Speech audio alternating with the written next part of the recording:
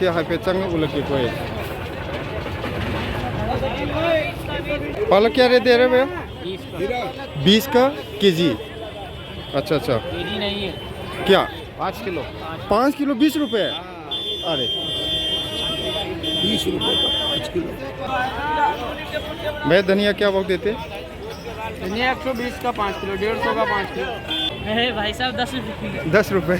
चीज़ लो पतरा खरीदने को है हो गया साहब अच्छा अब तो ये 17 रुपये किलो हो गया 16 रुपये किलो हो गया दिल्ली की ख्वाई चाव फ्लावर मार्केट ने को फ्लावर जे असेंबनी ने ये असाब मालूर पूरा फ्रेश ने सिद मकन मैम ले रहे असेंब ngатनी से रोज पोर को भाई जो सूटकेस अलग पोर Purunga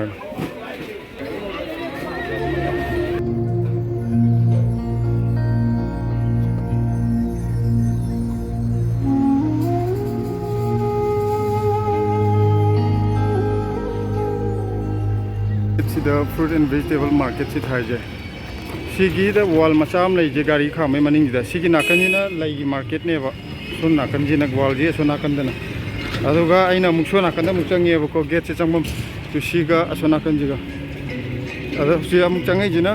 kai no ne ba sabji gi ne ba mana masing gi sei sina akoi gi sun nakan gi na kai no gi ne ba vegetable market ne ba sidai da lot pun re jo ba si truck te pe pe tan yaw ri ji आलू तिलौ तनम लो यारो ने सिजे याम सांगे को लेजे सिगे purring खक नते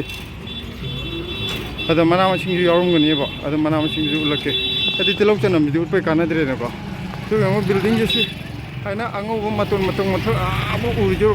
आबो उरि तो आबो उरि याम चावे बा आसिबो लोय लेदुनि समय हैदि ट्रक से पूरा बासी दैदा मैम कनो तौरी जो लोड मैम जो ट्रक पुनर मैम दे कैम चावगे मैम दिल्ली से सप्लाई तौरना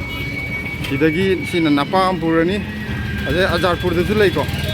अजारपुर की ममिंग चटप कहोने है मोजे अजारपुर की है गाजीपुर की है मोजे टॉपने से दिल्ली खक्तगी नतना अकोईबद मार्केट मैम की अचौब ख्वाई चाव मार्केट ने है सब्जी मंडी है तारेको चुमना अखोई पोजम्बम मार्केट मचा नतब मंडी सिदगी अमुक सप्लाई तौरीने मैम से आदगी पुलप पुलप पुनरानी अदुगा सिदगी मोय गाड़ी मचाद लोड तौ तौदना पुनगिदोने सिदे अमुक तिलौ पैर पैर लेब मैम मंग्रा अदगी चनम आलू लोइनमा सिदे मोय लोड सिदा लौनबने सिदे लेरिजिंगे चानब नतेब योनबनेब हाय हेलो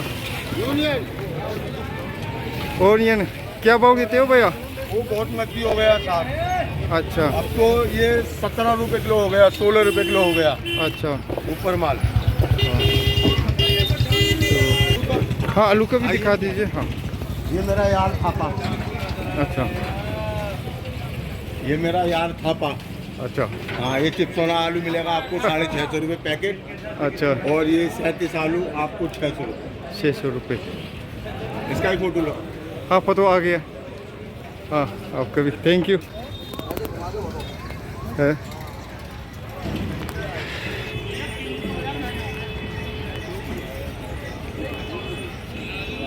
सिदा मना मसिंग उन्नीजे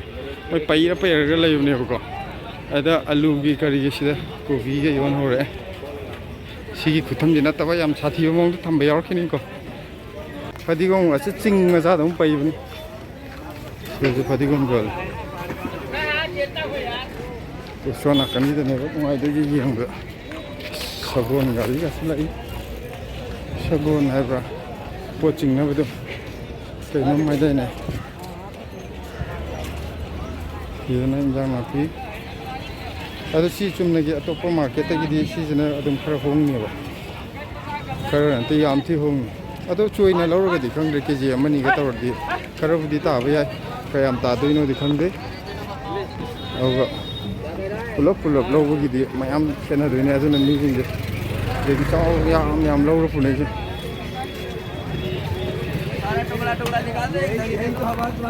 ये लो तंगर जो बा यो ना ये लो तौर तौर पूरी ये गोभी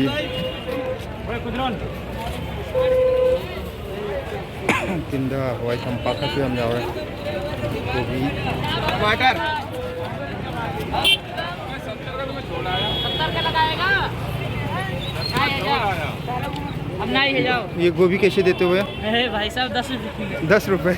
सीधे लोग पतरा खाते हैं गोभी। और ये बैंगन 30 rupees okay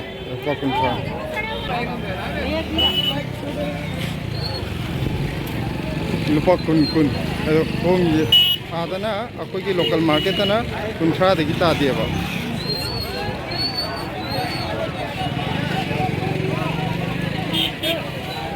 koina ko danya je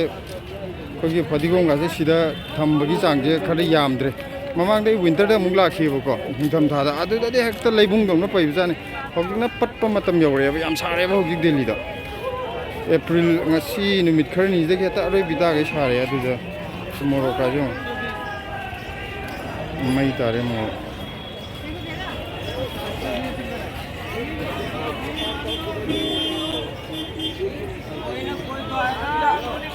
भाई धनिया क्या भाव देते? धनिया 120 का 5 किलो 150 का 5 किलो। अच्छा चाम यांखई केजी मंगा 5 किलो सीना हाजी हाजी मूली के रेट बताओ भैया 50 रुपए धड़ी 50 रुपीस ये लाल है मीठा लाल 5 किलो 5 किलो 120 का 125 के जी 100 का 5 किलो तो 20 रुपीस पर के जी है ना? हाँ सी लुपा कुन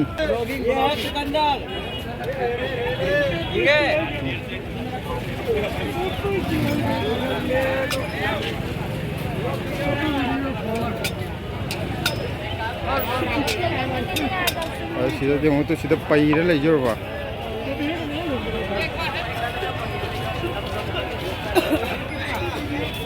कहीं जो और भी तादरो मार्केट ही यंगे अब नवाय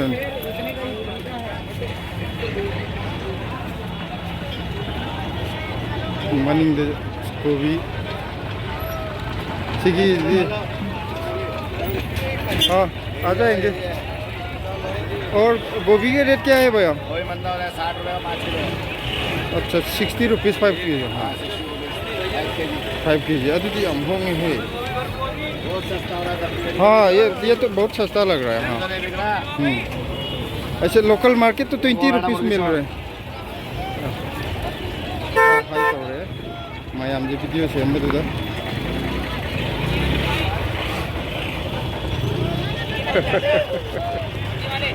मैं जो बोले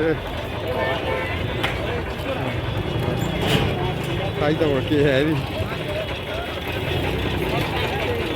गोभी जे केजी मंगा दे लुपा को आदना अकोई दुदना ngarang lupa kun de lawai हां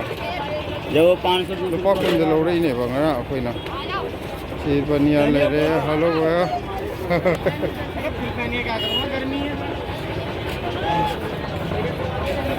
सीधे जो पैरी मैम जो तुंग से हाइपे चंग उलके कोई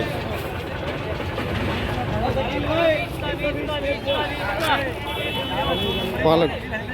सिंह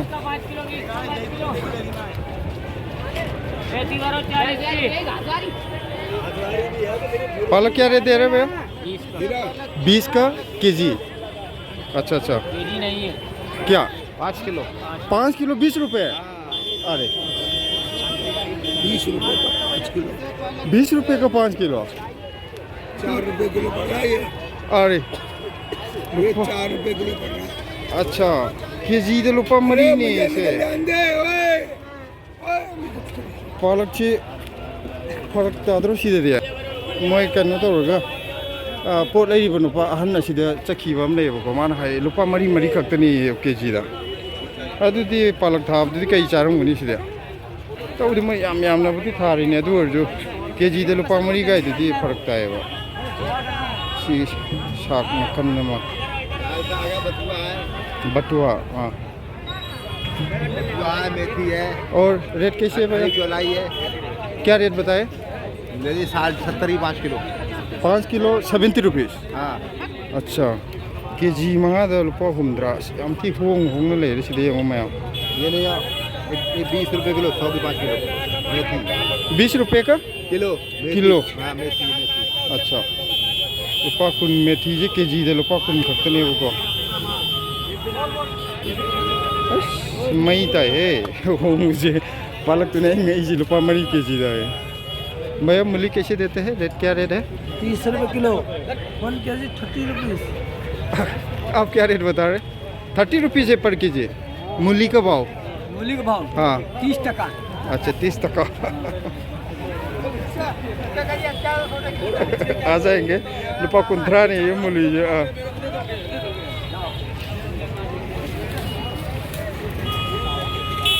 ये कोबी जो होंगे मयाम से लेते पोट सिदे रोइबिनी है फजन होंग ले रमे है ngasai ke sum keno tor photo phagi to mi sum ken to re video sem ni ha to dum lakna ji yaw re pura kumai yam ne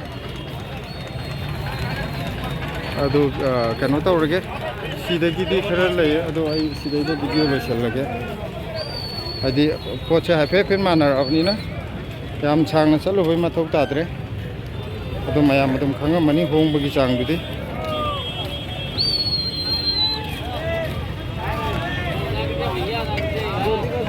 कोबी जिना अखोगी लुपा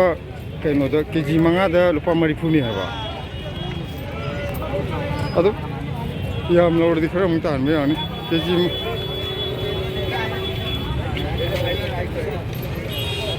इंसांग ना पी याम न होंग हे सिगी मना जे कोई एक लोड चाबने फजा फजा बकलगा अस्सी को क्या हां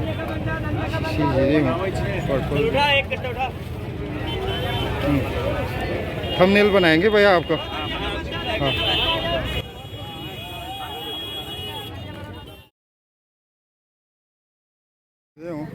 थमननबा अदगी पोलांग फजा फजा यावरे अखोगे लीना साबा पयाना साबा मयाम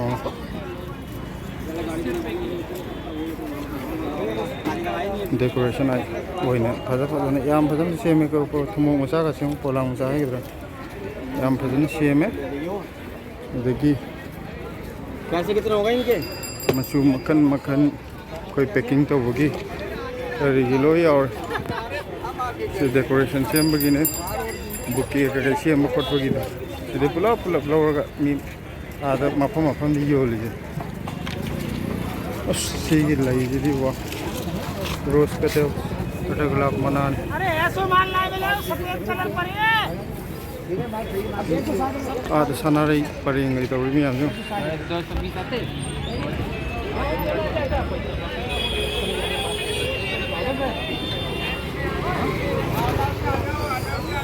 सिदी पूरा हॉलम ने साइज दे हैनो मना कि मैम जो ले पुला पुला सारा सारा से मफम ये चबुन चबुन लेरगा मुक जगह जगह यो नदीन तो काय रुपया दे मैं चबुन मोंदा लुपा चनी चनी सेम सनारे जाओ जाओ न खौ जाओ है इधर कहीं नो नहीं मैं ऐसी मसा तो फुजन जब ना यो जो मफम लेते आई लाइदे ममिंग अमता खंगे को अदना ममिंग दे पला रो अमता सुम उलके मफम मफम दे से चंद्रमुखी मुबा अखोय दे ममिंग ये खंगना अमु कनो तोरनी सिदी साउथ इंडिया की नुपी न मकोक ते याम यान बदो माले चबुन चबुन रोज सिदे मैम ले कमी कहां है दिल्ली की ख्वाइदे चावो फ्लावर मार्केट ने को सिदे लो सिदगी चबुन चबुन लेना रका मफम मफम दा मु यो लुजी सिदे कोई चीज कोइना हाउ सना रे हाय मान मुरी मुरी तो जना नै दो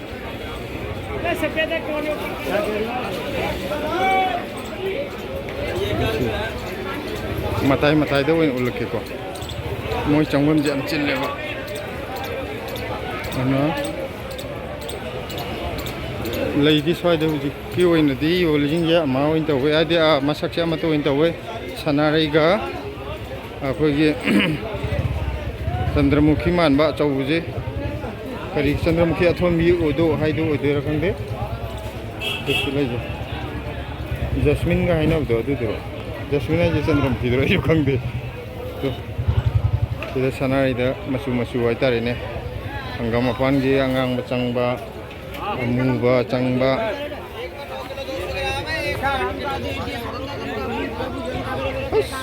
ꯁꯤꯗꯤ ꯌꯦꯡꯉꯣ ꯍꯣꯏ ꯃꯩ ꯇꯥꯔꯦ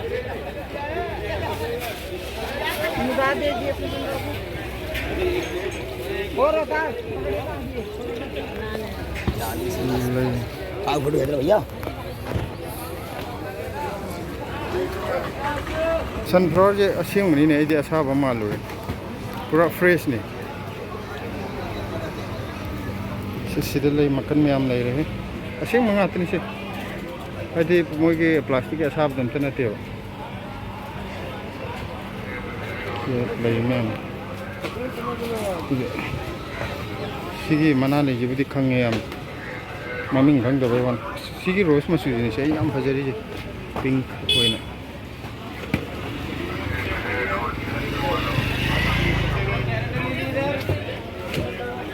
सिदजु मचु मचु लेसी पिंक मचु ऑरेंज मचु अदुगा येलो अंगुबा सिगी लेजा इदि हाना कैनो खतनी ने येलो जी खतनी ने इन खंगबा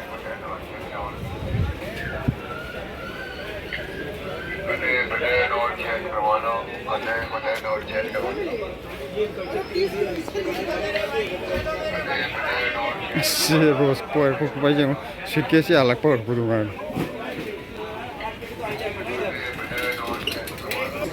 सिगी लई केनो जो फजे मचू से चलो फिर क्या ये पल्ली ले गया कोई बदल के भाई सिगी मचू जो हम फजे अंगांग बो करीगा मक्खन से को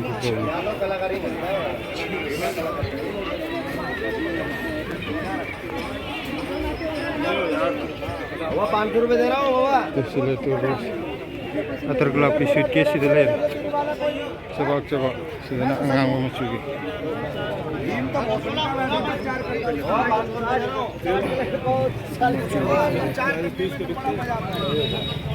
ओ बाबा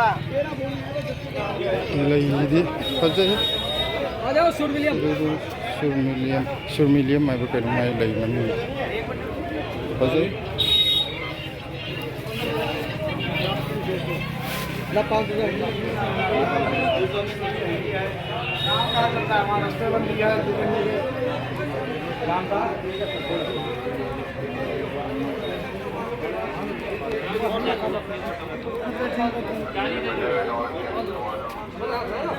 ini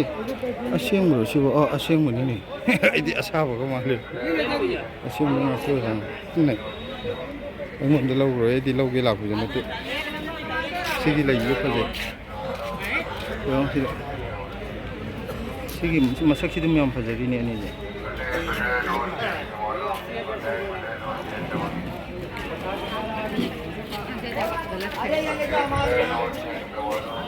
aja keno yubi akoi mai thakna ba yubi asang bu yon ba gehu ne gehu ga su yoli munu chi udam ko ire gehu je पानी की बोतल ले आइयो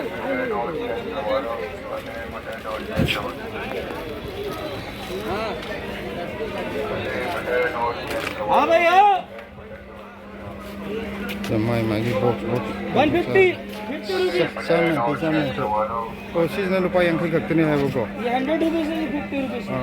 seasonal lupa sama sino 150 ये फ्रेश है ये बंदे और अच्छा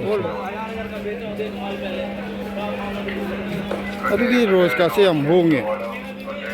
हाइदी खुदकी फ्रेश ओइबदुना चाम पीबा अदुगा ngasiगी nataba ngarang nahan giduna lupa yang kai sidon lay yam phajabam yaw haidi moina thammi khutham jina moina phajanu da lay tobudi professional kangu ni na arrange tawuje asidi kai lay no matum lay o sig mana mane apo mo man